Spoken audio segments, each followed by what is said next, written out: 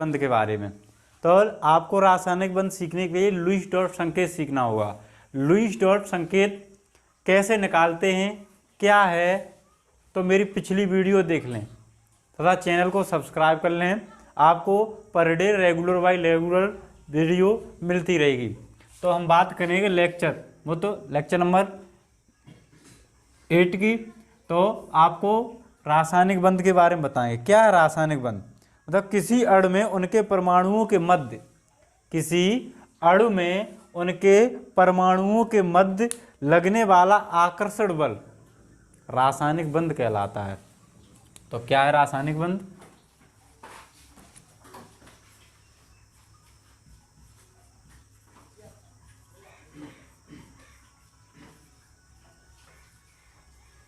रासायनिक बंध मतलब किसी अणु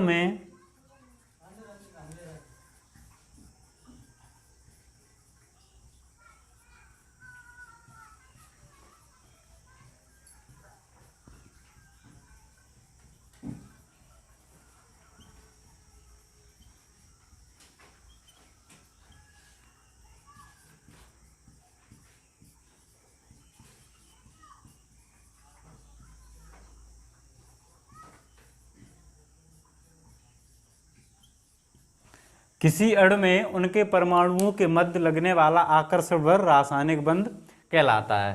ठीक है, रासायनिक बंध कहलाता है। यानी रासायनिक बंध सीखने के लिए, अच्छे से सीखने के लिए हमारी पिछली वीडियो देख लें जिसमें हमने बताया है कि लुईस डॉट संकेत क्या होता है।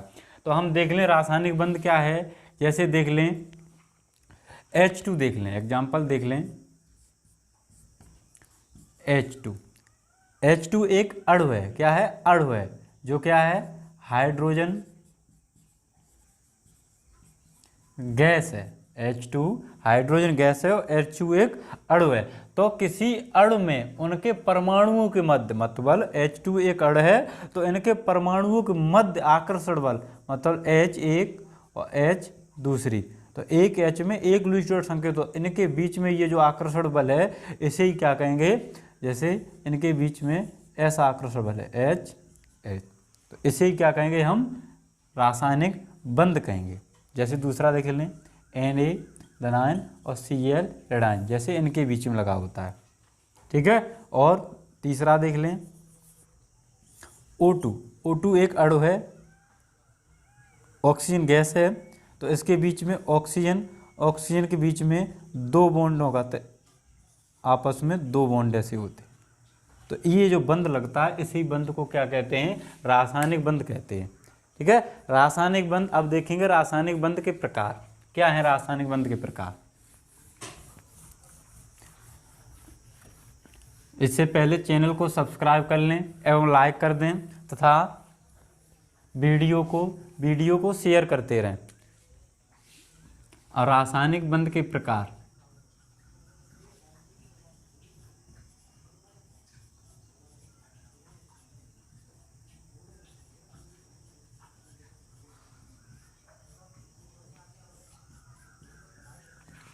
रासायनिक बंध तीन प्रकार के होते हैं। आयनिक बंध, सहसंयोजी बंध और उपसहसंयोजी बंध। मतलब यह है तीन प्रकार के होते हैं। तो क्या रासायनिक बंध? मतलब किसी अणु में उनके परमाणुओं के मध्य, किसी अणु में उनके परमाणुओं के मध्य लगने वाला आकर्षण बल रासायनिक बंध कहलाता है। रासायनिक बंध तीन प्रकार के होते हैं। कौन कौन से? नंबर 1 आयनिक बंध, सहसंयोजी बंध और उपसहसंयोजी बंध। तो कितने प्रकार के होते हैं? 3 प्रकार के।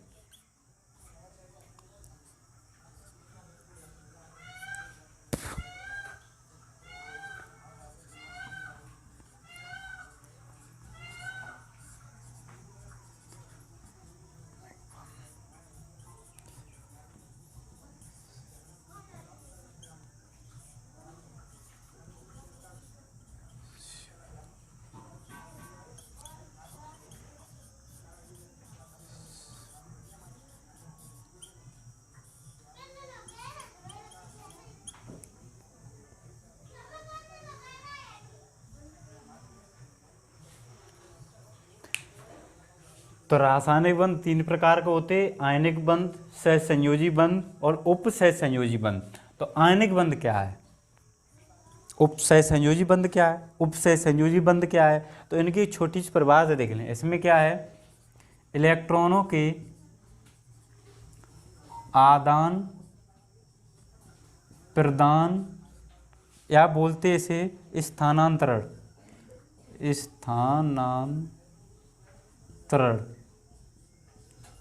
से बना बंध, से बना बंध क्या कहलाता, आयनिक बंध। तो आयनिक बंध की परिभाषा क्या हुई, इलेक्ट्रॉनों के आदान प्रदान, इलेक्ट्रॉनों के आदान प्रदान या स्थानांतरण से बना बंध आयनिक बंध कहलाता है। दूसरा क्या है मेरा, सहसंयोजी बंध, मतलब सहसंयोजी मतलब इलेक्ट्रॉनों के साझेदारी से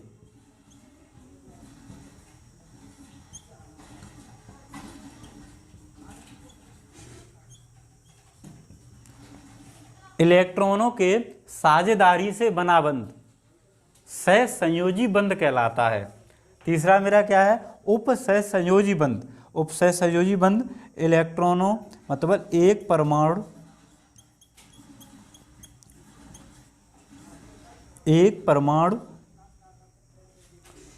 के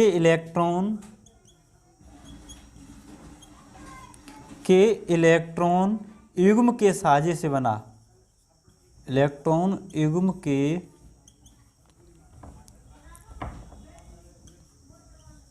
साझे से बना बंध। ये हो गई आपकी, मतलब रासायनिक बंध क्या है, मतलब रासायनिक बंध क्या है, किसी अणु में उनके परमाणुओं के मध्य लगने वाला आकर्षण बल रासायनिक बंध कहलाता है। ठीक है, अच्छे सीखने के लिए चैनल को सब्सक्राइब करते रहें और रेगुलर बाय रेगुलर मेरी वीडियो देखें, जिससे गुरु दक्षिणा के लिए हम कुछ नहीं मांगते, ओनली एक सब्सक्राइब कर दें, एक लाइक कर दें और वीडियो को शेयर कर दिया करें। ठीक है, तो हम आपके लिए लाए हैं रासायनिक बंध। मतलब रासायनिक बंध क्या है, किसी अणु में उनके परमाणुओं के मध्य लगने वाला आकर्षण बल रासायनिक बंध कहलाता है। रासायनिक बंध 3 प्रकार के होते हैं। नंबर 1 आयनिक बंध, आयनिक बंध का है इलेक्ट्रॉनों की साझेदारी से बना बंध आयनिक बंध कहलाता है। फिर नंबर 2 सहसंयोजी बंध, इलेक्ट्रॉनों की साझेदारी से बना बंध सहसंयोजी बंध कहलाता है। नंबर 3 मेरा का है उपसहसंयोजी बंध, एक परमाणु के इलेक्ट्रॉन युग्म के साझे से बना बंध उपसहसंयोजी बंध कहलाता है। तो हम आज देखेंगे आयनिक बंध के बारे में, आयनिक बंध क्या है।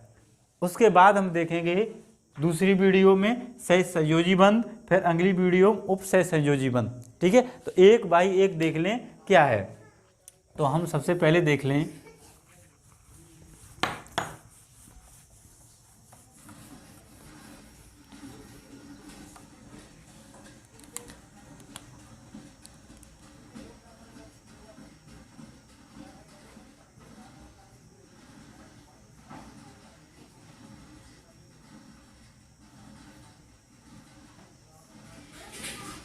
क्या है आयनिक बंध।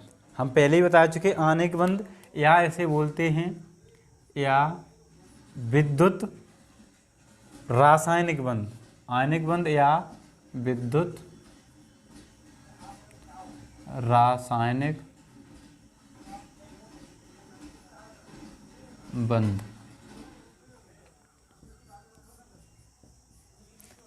आयनिक बंध या रासायनिक बंध हम परिभाषा पहले ही बता चुके हैं, मतलब इलेक्ट्रॉनों के आदान प्रदान या स्थानांतरण से बना बंध विद्युत रासायनिक बंध या आयनिक बंध कहलाता है।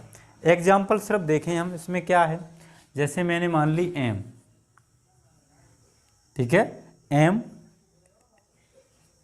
प्लस कोई मान ली X, तो ये इलेक्ट्रॉन इसे दान करेगा, तो इसे बोलेंगे इलेक्ट्रॉन दाता और इसे बोलेंगे इलेक्ट्रॉन ग्राही। मतलब एक दान कर रहा है, दूसरा ग्रहण कर रहा है, मतलब अष्टक बनाने के लिए इसमें अष्टक बनता है। दोनों तरफ दान करेगा उसका भी अष्टक बनना चाहिए और ग्रहण करेगा उसका भी अष्टक बनना चाहिए। तो इससे मेरा क्या बनता है, तो M धनायन, जो इलेक्ट्रॉन दान करता है उस पर धन चिन्ह आ जाता है, मतलब एक इलेक्ट्रॉन करेगा तो एक, और जैसे इस पर 2 इलेक्ट्रॉन करे तो 2, 3 करे तो 3, या 3 ग्रहण करे तो 3 माइनस के आ जाएंगे, तो प्लस एक ये x ग्रहण कर रहा है तो x पे माइनस, जिससे अब क्या बनेगा मेरा अगला mx। ठीक है, मतलब इलेक्ट्रॉन, जो इलेक्ट्रॉन दान करता है इसमें वो धातु कहलाती है, मतलब आयनिक बंध में जो इलेक्ट्रॉन दान करता है वो धातु के रूप में होता है और ये अधातु के रूप में होता है। ठीक है, मतलब धातु में क्या होगा, धातु में एक इलेक्ट्रॉन से 3 इलेक्ट्रॉन होते हैं, मतलब 1 से लेकर के 3, बाह्यतम कोश में 1 इलेक्ट्रॉन से लेकर 3 इलेक्ट्रॉन होते हैं, और अधातु के रूप में मतलब इलेक्ट्रॉन ग्राही के रूप में बाह्यतम कोश में 4 इलेक्ट्रॉनों से लेकर के 7 इलेक्ट्रॉन हो सकते हैं। ठीक है, देख लें, अब देख लें कोई एग्जाम्पल, हम एग्जाम्पल क्या है, जैसे हम देख लें Na प्लस Cl में, Na प्लस Cl में देख रहे हैं हम क्या है, तो Na प्लस Cl, Na का परमाणु क्रमांक 11, तो इसका इलेक्ट्रॉन विन्यास का होगा, कल मैंने बताया था इलेक्ट्रॉन विन्यास कैसा, तो ओल्ड तरीके से मतलब बोरबरी सिद्धांत से, तो 2, 8, 1, तो इसके बाह्यतम कोश में 1 इलेक्ट्रॉन और यह 17 होता है, तो इसका 2, 8, 7। मैंने क्या बताया, मतलब धातु के रूप में एक और एक अधातु के रूप में, धातु के रूप में बाह्यतम कोश में 1 से लेकर 3 इलेक्ट्रॉन होते हैं, और अधातु में मतलब दूसरे में 4 से लेकर 7 तक होते हैं इलेक्ट्रॉन। ठीक है, तो यहाँ क्या करेगा, 1 इलेक्ट्रॉन ये किसे दान करेगा, इसे करेगा, बाह्यतम कोश में 1 इलेक्ट्रॉन है, इसमें 7 हैं, तो दोनों तरफ अष्टक बनाएंगे। स्थायी परमाणु बनाने के लिए, मतलब स्थायी होने के लिए अष्टक बनाना, ठीक है, स्थायी होने के लिए अष्टक बनाना, मतलब परमाणु को स्थायी होने के लिए अष्टक बनाता है वो। तो ये क्या करेगा, अगर सोडियम धातु है जो, वो 1 इलेक्ट्रॉन अगर दान कर दे तो इसके पास बाह्यतम कोश में कितने इलेक्ट्रॉन रह जाएंगे, 8। ये क्या करे, 1 ग्रहण कर ले तो कितने रह जाएंगे, 7। दूसरी बात ध्यान रखना, अगर 4 से कम है, बाह्यतम कोश में 4 से इलेक्ट्रॉन कम है तो इलेक्ट्रॉन दान करने की क्षमता होती है, और 4 से ज़्यादा है तो इलेक्ट्रॉन ग्रहण करने की क्षमता होती है। तो यहाँ पर क्या करेगा, ये अष्टक बनाएगा, तो यहाँ क्या हो जाएगा, Na धनायन 1 किया, इसमें बचा 2,8 प्लस Cl ऋणायन, तो इसका क्या हो गया, 1 इसने ग्रहण कर लिया, 7 से 1 और बढ़ गया, कितना हो गया, 8,8, तो इससे मेरे क्या बनेगा, NaCl। ठीक, कोई दिक्कत, चलो ठीक है। दूसरा उदाहरण देख लें, एग्जाम्पल दूसरा देख लें,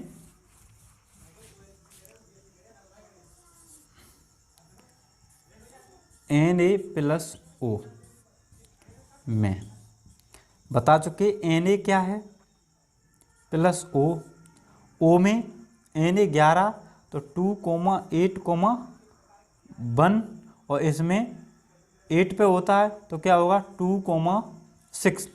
तो ये 1 इलेक्ट्रॉन दान करेगा, 1 है इसके पास, और इसे कितने चाहिए, इसके बाह्यतम कोश में 6 इलेक्ट्रॉन, अष्टक बनाने के लिए 2 की आवश्यकता, और इससे अष्टक बनाने के लिए 1 को कम करने की। ठीक है, तो इसके पास 1 है तो इससे 2 की जरूरत है, तो तब क्या करेंगे, तब यहाँ 2 का हम गुणा कर देंगे, क्या करेंगे, 2 का, तो यहाँ Na कितनी होगी, 2 बार, तो यहाँ 2 बार हो गया, तो ये क्या करेगा, Na 2Na धनायन 2 बार किया, तो यहाँ क्या रहेगा 2,8 प्लस इसने किया O 2 बार, तो 2 बार 2 ग्रहण किए तो -2 हो जाएगा, -2 ऐसे भी लिख सकते हैं, मतलब -2 O घातों के रूप में चाहे ऐसे लिख दो, चाहे ऐसे लिख दो, चाहे ऐसे लिख दो, कोई फर्क नहीं होता।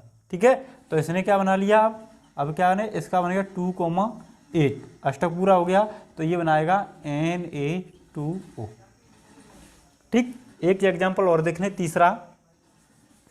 तीसरा एग्जाम्पल क्या, जैसे ले लिए एल्यूमिनियम और प्लस ऑक्सीजन में देखें, पता है आपको एल्यूमिनियम 13 पे होती है तो इसका इलेक्ट्रॉन विन्यास 2,8,3 प्लस ऑक्सीजन का तो पता ही हो 8 पे है 2,6। तो अब बात करेंगे, यह 3 त्यागेगी, यह 2 ग्रहण करेगी, तब क्या करेंगे, यह 3 त्याग रही है और ये 2 ग्रहण कर रहा है, तो एक इलेक्ट्रॉन कहाँ जाएगा। तब हम पहले आपको सिखा चुके हैं, पहले हम दूसरे लेक्चर में शायद है मैंने सिखाया आपको, मैंने ये बताया था एल्यूमिनियम की संयोजकता +3 और ऑक्सीजन की संयोजकता -2, तब क्या करते हम कैंची का गुणा कर देते, तो 3 की आवश्यकता यहाँ और 2 की आवश्यकता यहाँ, तब मेरा क्या बनता Al2O3, तब ये बनता Al 2 बार और O 3 बार। तब हम क्या करेंगे, Al में 2 का गुणा करेंगे, 2 ही है, और O में कितने का करेंगे, 3 का, तब मेरा क्या बनेगा यहाँ पे बताइए, तो बनेगा 2Al +3, 3 क्या करे, दान करे, और प्लस ऑक्सीजन क्या कर रही है, ग्रहण कर रही है, तो ऑक्सीजन कितने टाइम, 3 बार, तो 3, फिर क्या बनेगा O-2, 3 दूनी 6 और 3 दूनी 6, दोनों और बराबर हो गए, 3 त्यागेगा 6 त्यागेगा, 6 ग्रहण करेगा, जिससे मेरा क्या बनता है, अब यहाँ क्या बन गया 2,8 और यहाँ भी बन गया 2,8, अब मेरा बन जाएगा क्या Al2O3। इसी प्रकार इससे सरल से सरल विधि यही है, और इसे सीखने के लिए आपको लेक्चर बाय लेक्चर वीडियो देखनी पड़ेगी। अगली क्लास में हम बताएंगे, मतलब आयनिक बंध हो गया है, सहसंयोजी बंध क्या है, फिर उससे अगली क्लास में बताएंगे हम आपको कि उपसहसंयोजी बंध क्या है, कैसे होता, बंधों के बीच में कौन सा बंध होता है। तो हमने बता दिया यहाँ पर कैसे बंधों के बीच में कौन सा बंध होता है, तो आयनिक बंध या विद्युत रासायनिक बंध। ठीक है, मतलब रासायनिक बंध क्या था, मतलब रासायनिक बंध किसी भी अणु में उनके परमाणुओं के मध्य लगने वाला बल क्या कहलाएगा, रासायनिक बंध। रासायनिक बंध 3 प्रकार का होता है, आयनिक बंध, सहसंयोजी बंध और उपसहसंयोजी बंध। सहसंयोजी बंध इलेक्ट्रॉनों के आदान प्रदान या स्थानांतरण से बनता है, और सहसंयोजी बंध